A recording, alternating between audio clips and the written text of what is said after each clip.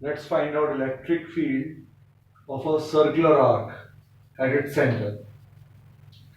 ये board examination के लिए उतना काम का नहीं है. It's useful for competitive examinations like JEE Main and JEE Advanced.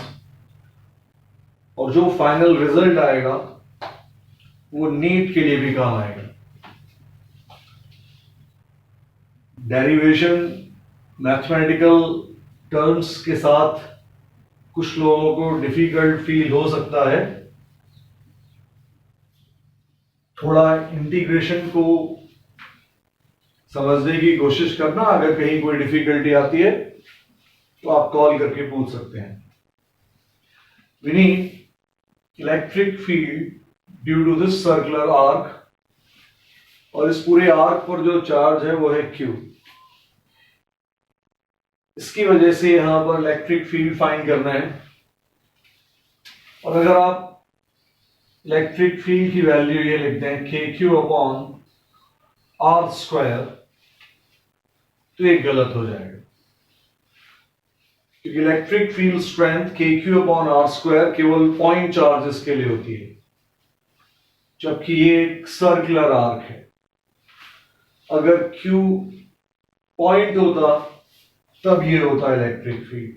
हमारा Q एक आर्क है, इसलिए इस रिजल्ट को यूज नहीं कर सकते. तो फिर क्या करना चाहिए?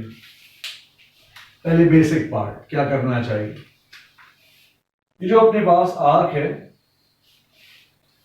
इस आर्क को हम छोटे छोटे पॉइंट्स में ब्रेक कर सकते हैं.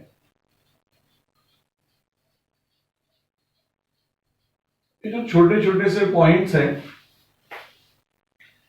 इन पॉइंट्स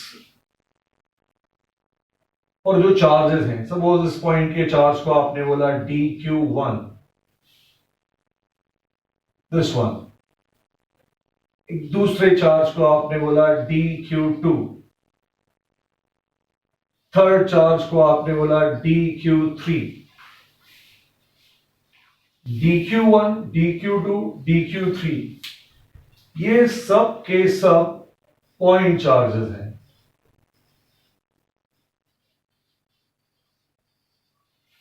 ये वेरी स्मॉल पॉइंट्स. और अगर ये स्मॉल पॉइंट्स हैं तो आप इस dq1 का इससे r डिस्टेंस पर जो इलेक्ट्रिक फील्ड है उसको बोल सकते हैं dE1, small charge, small field. लेकिन ये पॉइंट चार्ज है, और पॉइंट चार्ज का इलेक्ट्रिक फील्ड हुआ करता है k times dq1 divided by r square. dq1 का फील्ड इतना k into charge divided by r square. अगर आपसे dq2 का फील्ड पूछा जाता तो जो dq2 है उसका भी सेंटर से डिस्टेंस बना हुआ है r. इसका जो फील्ड आएगा ये निकल कर आएगा dE2, और जो dE2 की वैल्यू होगी वो भी होगी k into dq2 divided by r square. इसी तरह से आप किसका फील्ड निकाल सकते हैं? dq3, फिर dq4, फिर dq5. यहां से लेकर यहां तक जितने भी छोटे छोटे से पॉइंट्स हैं उन सब का आपने क्या फाइंड किया? Electric field. अगर आपको टोटल इलेक्ट्रिक फील्ड चाहिए सेंटर पर, तो आप क्या करेंगे? आपने इन सारे चार्जेस के इलेक्ट्रिक फील्ड को उठाकर ऐड किया.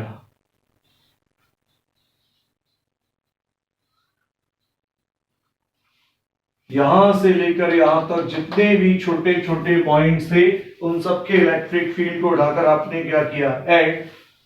इस ऐड करने की प्रोसेस को आप बोलते हैं integration of DE. Integration of DE mean सबके सब इलेक्ट्रिक फील्ड जितना दे रहे हैं उनको उठाकर आपने ऐड कर दिया. लेकिन एक प्रॉब्लम हो गई. हम इस तरह से ऐड भी नहीं कर सकते। क्यों नहीं कर सकते? क्योंकि electric field is a vector quantity, और वेक्टर्स में इस तरह का डायरेक्ट समेशन केवल तब वैलिड है when all these vectors are pointing in the same direction। अगर आप यहां पर अलग अलग पॉइंट चार्जेस के इलेक्ट्रिक फील्ड को देखते, तो जो चार्ज यहां आ गए हैं उनका इलेक्ट्रिक फील्ड अब इस तरफ आने लगा है, इसका इलेक्ट्रिक फील्ड इधर आने लगा है, which means all these electric fields are not pointing in the same direction, and if they are not pointing in the same direction, this type of integration is not valid। तो अभी तक की कहानी क्या बनी है हमारी? इस आर्क का सेंटर पर इलेक्ट्रिक फील्ड फाइंड करना है। KQ upon R square directly use नहीं कर सकते, क्योंकि इसके लिए Q को पॉइंट होना पड़ेगा। हमारा Q एक आर्क के फॉर्म में है। हमने यहां क्या किया? हमने इस पूरे आर्क को छोटे छोटे पॉइंट्स में ब्रेक किया। छोटे छोटे पॉइंट्स में ब्रेक करने से अब हम इन पॉइंट्स का इलेक्ट्रिक फील्ड तो लिख सकते हैं, लेकिन उन पॉइंट्स के इलेक्ट्रिक फील्ड को एक साथ इस तरह से ऐड या इंटीग्रेट नहीं कर सकते, because these electric fields are pointing in different directions. तो इस इंटीग्रेशन को किस तरह से करेंगे उस चीज को देखिए। यहां तक आप वीडियो को पॉज करेंगे, जिस तरह से मैंने क्रॉस किया है वो चीज नोट करेंगे, इस क्रॉस के साथ आप उसका रीजन नोट करेंगे। What is the reason behind this? Since all these electric fields are not pointing in the same direction. इस क्रॉस के साथ भी आप इसका रीजन नोट करेंगे। This formula of KQ upon r square is valid only when Q is a point charge, whereas हमारा जो arc है, हमारा जो Q है वो एक सर्कुलर आर्क है। अब किस तरह से इस पूरे इंटीग्रेशन को एक मैथमेटिकल शेप दे सकते हैं वो देखिए। ये जो हमारा आर्क है, हमने इस आर्क पर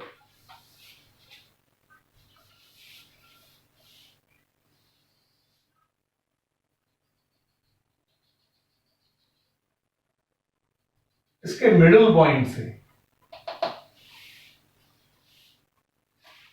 इस मिडिल पॉइंट से यहां पर, कहां पर इसको डिफाइन करते हैं एंगल से। सेंटर ऑफ द आर्क यहां से थीटा एंगल पर, दिस एंगल इज थीटा, यहां पर आपने छोटा सा पॉइंट चार्ज लिया हुआ है। This is your point charge, और ये जो पॉइंट चार्ज है ये है DQ। इस पॉइंट चार्ज का सेंटर से डिस्टेंस है R। ये जो इलेक्ट्रिक फील्ड प्रोड्यूस करेगा, electric field of a positive point charge is radially away from it.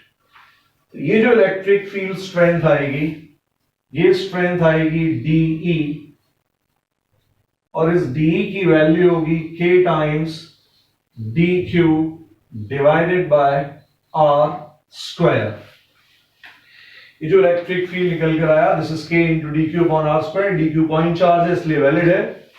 हमने थोड़ी देर पहले इस चीज को सीख लिया कि अगर E फाइंड करना है तो डायरेक्ट D का इंटीग्रेशन वैलिड नहीं है, क्योंकि ये सारे के सारे D अलग अलग डायरेक्शन में है।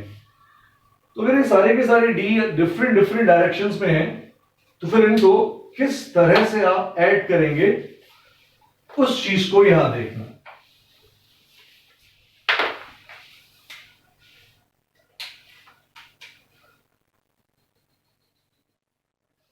अगर ये एंगल थीटा है, the opposite angle, this one, this is also theta। ये जो इलेक्ट्रिक फील्ड है ये है अपना D, इसकी स्ट्रेंथ अपने को पता है K into DQ divided by R square. इस D का एक तो you can say vertical component, ये जो वर्टिकल कंपोनेंट है ये बनेगा डी कॉस, और इस डी का एक हॉरिजॉन्टल कंपोनेंट बनेगा विच इज डी साइन। जिस तरफ एंगल होता है उस तरफ का कंपोनेंट कहलाता है कॉस, उससे 90 वाला कंपोनेंट कहलाता है साइन। अब यहां पर अगर आप इस फिगर को देखें, then if I ask you कि कौन सा कंपोनेंट अल्टीमेटली सरवाइव करेगा, डी कॉस और डी साइन, उसके लिए आपको केवल इतनी सी बात पता होनी चाहिए। ये जो सर्कुलर आर्क है, इस सर्कुलर आर्क पर आप कोई से भी दो इस मिडल लाइन के अबाउट सिमेट्रिकल पॉइंट्स को अगर चूज करें, इस मिडल लाइन के अबाउट दो आपने पॉइंट चार्ज लिए हुए हैं, इन दोनों पॉइंट चार्जेस के जो इलेक्ट्रिक फील्ड होंगे वो इस तरह से होंगे, लाइक दिस। इसका होगा इस तरफ, लाइक दिस। ये दोनों electric field, remember electric field is what? Electric field is force. तो अगर किसी चीज पर एक फोर्स ऐसे लगे और उसी पर फोर्स ऐसे भी लगे, तो ना ये इधर जाएगी ना ये इधर जाएगी, ना ये इधर जाएगी ना ये इधर जाएगी, ये केवल कहां जाएगी? Straight down like this. तो यहां पर इन दोनों इलेक्ट्रिक फील्ड्स के एक हॉरिजॉन्टल कंपोनेंट मिल रहा है आपको, इसका भी एक हॉरिजॉन्टल कंपोनेंट यहां मिला, और दोनों के आपको क्या मिलेंगे? Vertical components. ये दोनों हॉरिजॉन्टल कंपोनेंट्स एक दूसरे को क्या करते जाएंगे? कैंसिल। इसका मतलब केवल कौन सा कंपोनेंट सरवाइव करेगा? Vertical component. विच मींस ये जो dq है, इसने इलेक्ट्रिक फील्ड में कितना कंट्रीब्यूट किया? d। हमें लगा था कि सारे के सारे पॉइंट चार्जेस के d को उठाकर ऐड कर दो तो पूरे आर्क का इलेक्ट्रिक फील्ड मिल जाएगा, लेकिन हमने यहां पर क्या चीज नोटिस की कि ये dq और इसका एक सिमेट्रिकली लोकेटेड पोजीशन यहां पर जो dq है, ये दोनों dq एक दूसरे के d साइन कंपोनेंट्स को कैंसिल करने वाले हैं। तो dq का टोटल फील्ड में कंट्रीब्यूशन d नहीं है, उसका जो कंट्रीब्यूशन है वो है केवल इतना, d cos।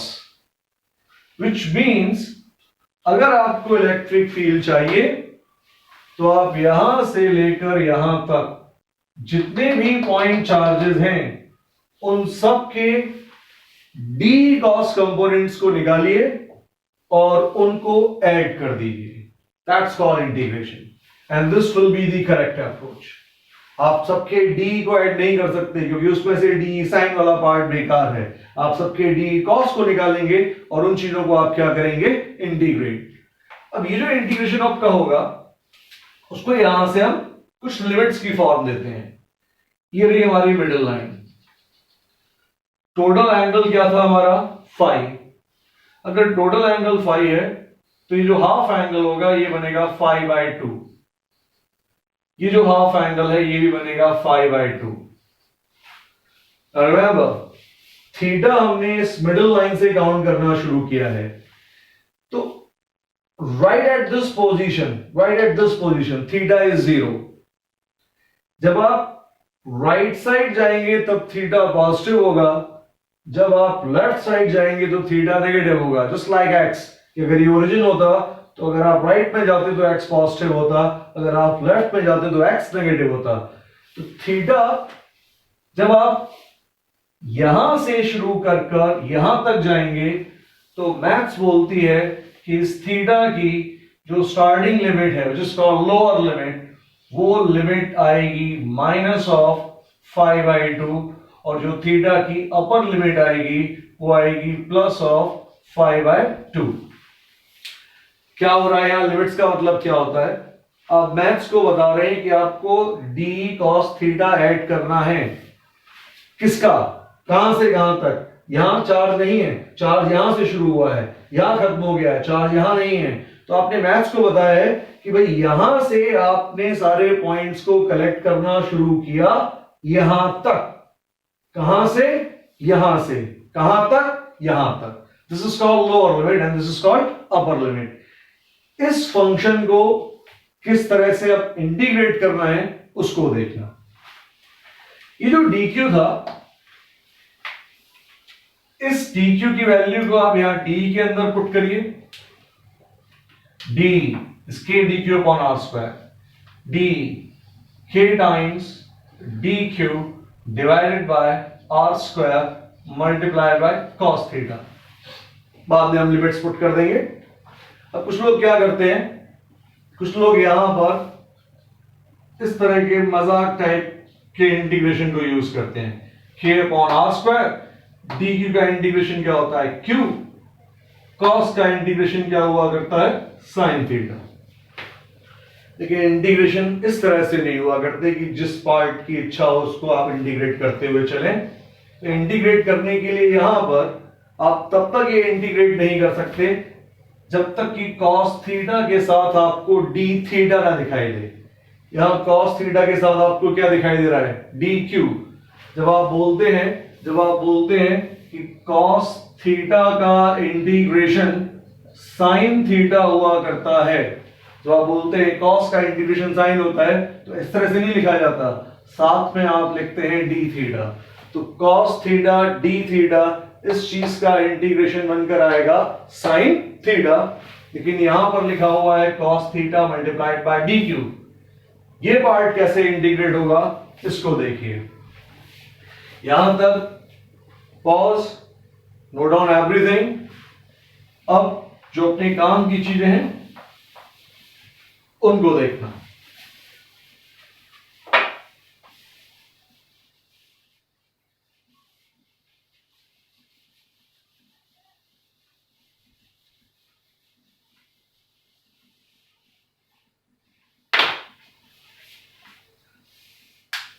इस dq को फाइंड करने का तरीका क्या है? जो हमारा सर्कुलर आर्क था, इस सर्कुलर आर्क पर हमने थीटा एंगुलर पोजीशन पर यहां एक छोटा सा पॉइंट लिया था dq। लेकिन अगर आप छोटे से पॉइंट को जूम करके देखते तो आपको इस छोटे से पॉइंट को जूम करने पर उसके अंदर कुछ लेंथ दिखाई देती। This is the length. ये जो लेंथ है, इस पूरी लेंथ पर जो चार्ज था उस चार्ज को हमने बोला हुआ था dq। अब थीटा के बाद जो हमने dq यूज किया था, dq was the point charge, उस dq की ये एंगुलर विड्थ, इस एंगुलर विड्थ को हम बोलते हैं d थीटा। जैसे हम बोलते हैं x के बाद small increment is what dx, उसी तरह से हम बोलते हैं थीटा के बाद small increment is what d theta. तो हमारा थीटा के बाद जो स्मॉल इंक्रीमेंट था वो था d थीटा, और इस d थीटा वाले सर्कुलर आर्क पर जितना चार्ज है वो चार्ज क्या है dq। इतने स्मॉल पोर्शन, इसकी जो लेंथ है, जितने पोर्शन पर चार्ज dq है, इस आर्क लेंथ को, this much length only, you know it's given by r into d theta। Arc length find करने का तरीका क्या होता है, radius multiplied by angle formed by the arc at the centre which is r d theta. अब जो हमारा complete arc है उसका एंगल कितना है फाई। इसका मतलब जो कंप्लीट आर्क लेंथ है, ये पूरी की पूरी आर्क लेंथ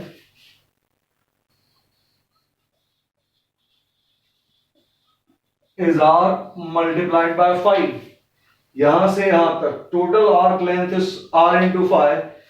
यहां से यहां तक छोटी सी जो आर्क लेंथ है वो है r into D theta. On this much length, on this much length, on r phi length, charge is Q. On the whole length, we have been given that charge is what? Q. Therefore, on unit length, charge will be Q divided by R phi. On this, charge is Q. On unit length, charge is Q upon R phi. अगर unit length का charge पता है तो इस हिस्से की length हमें पता है कितनी है, R D theta, and therefore on R D theta charge is on length r d theta, charge is q upon r multiplied by phi multiplied by r d theta. Simple maths है. एक आदमी के पास 5 rupees है suppose, और हर आदमी के पास equal पैसा है. एक के पास 5 रुपीज है तो 6 के पास कितना होगा, 5 into 6, ये लिखा हुआ है. पूरी की पूरी r phi लेंथ पर चार्ज क्या था, q. यूनिट लेंथ पर क्या आएगा, q upon r phi. r d theta length पर चार्ज क्या निकल कर आएगा, q upon r phi into r d theta. ये चार्ज किस लेंथ पर है, इस लेंथ पर है, लेकिन इस लेंथ का जो चार्ज था उसका नाम क्या है, dq. इसका मतलब ये जो वैल्यू आपको दिख रही है, this value is of dq. r and r got cancelled. This number is q multiplied by d theta whole divided by phi. q multiplied by d theta whole divided by phi, that's your dq. इस dq को यहां लेकर आते हैं. इस dq को यहां लेकर आएंगे तो ये बना हुआ है k upon r square, take it outside, constant number है, dq वो निकल कर आ गया, q divided by phi. Inside you've got cos theta, q upon phi, q upon phi, साथ में क्या था, d theta. ये रहा आपका d theta. आगे q कांस्टेंट नंबर है, यहां से यहां तक का पूरा charge. phi is also a constant number, पूरा का पूरा एंगल जो आर्क फॉर्म करेगा. इसका मतलब आप इन कांस्टेंट्स को भी बाहर निकाल सकते हैं. जब आप इन कांस्टेंट्स को बाहर निकालेंगे तो ये बन जाएगा k divided by r square into q divided bye phi. अंदर रह गया आपका cos theta d theta, cos theta d theta, cos theta d theta. इसका इंटीग्रेशन हुआ करता है sin थीटा.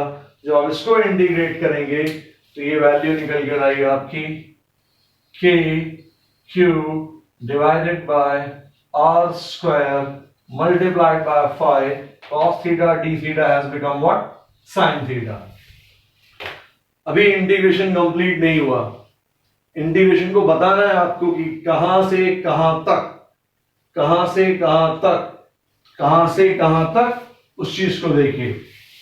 यहां तक पॉज करके इन सारी चीजों को नोट करना, एंड देन जो लिमिट्स वाला पार्ट है उसको देखना.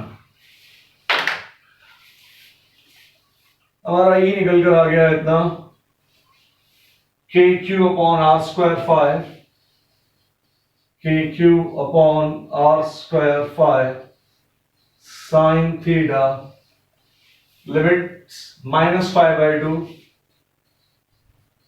अपर limit +π/2, lower limit, upper limit. Limits कैसे पुट करते हैं, k q divided by r square multiplied by phi, let's put the upper limit. Sine of π/2, theta की जगह अपर, माइनस साइन थीटा की जगह लोअर, माइनस ऑफ π/2.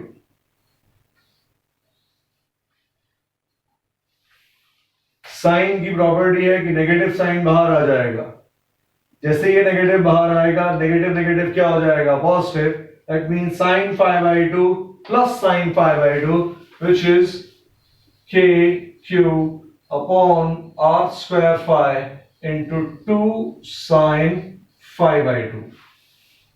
इसको याद रखने का सबसे अच्छा तरीका ये है, write down like this, E is KQ divided by R square, KQ divided by R square multiplied by sine of 5/2, sine of 5/2 whole divided by 5. Look at this 2.